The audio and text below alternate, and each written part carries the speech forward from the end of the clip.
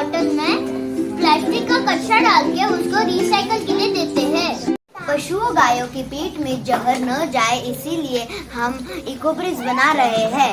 Plastic को अगर कूड़े में फेंके तो इतने सारे जीवों के पेट में जाता है और वो तड़प तड़प के मरते हैं, और अगर हम इकोब्रिक्स करें तो वो जीवों के पेट में जाने से शायद बच जाता है और हमारे कारण वो जीव को नुकसान तो नहीं पहुंचता।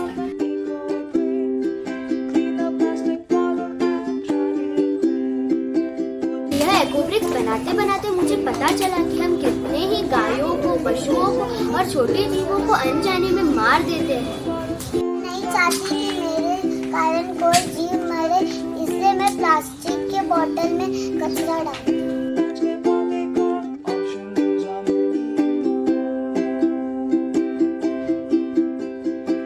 हर घर में हर दिन कम से कम 10 से अधिक प्लास्टिक या रैपर्स तो आते ही है, जैसे तेल, बिस्किट, नमकीन के, चिप्स के पैकेट्स। वो या तो बहुत दिन तक रिसाइकल नहीं होते हैं या रोड पे कहीं गाय के मुंह में या कहीं चले जाते हैं, इसलिए हमें इकोब्रिक्स बनानी चाहिए। प्लास्टिक जहर है, इसके लिए हम इकोब्रिक्स बनाते हैं। जब मैं एक ही प्लास्टिक का कचरा इकोब्रिक्स में डालता हूँ मुझे बहुत खुशी होती है कि मेरे कारण तिरियन जीव की कम से कम रक्षा तो हो रही है। प्लास्टिक बोतल के अंदर डालता हूँ, मुझे बहुत अच्छा लगता है क्योंकि मैं अच्छा काम कर रहा हूँ।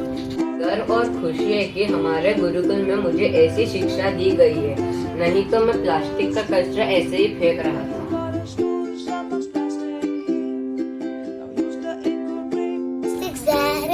मैं उसको बोतल में डालता हूँ और मैं कभी प्लास्टिक को बाहर नहीं फेंकता।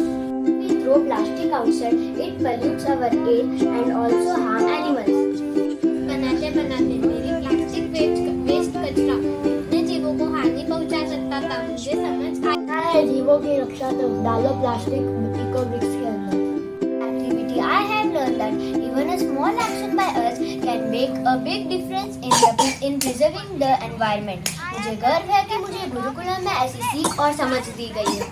बाहर फेंकी हुई प्लास्टिक किसी गाय के पेट में जाएगी, इसके लिए मैं कभी प्लास्टिक नहीं फेंकूंगा।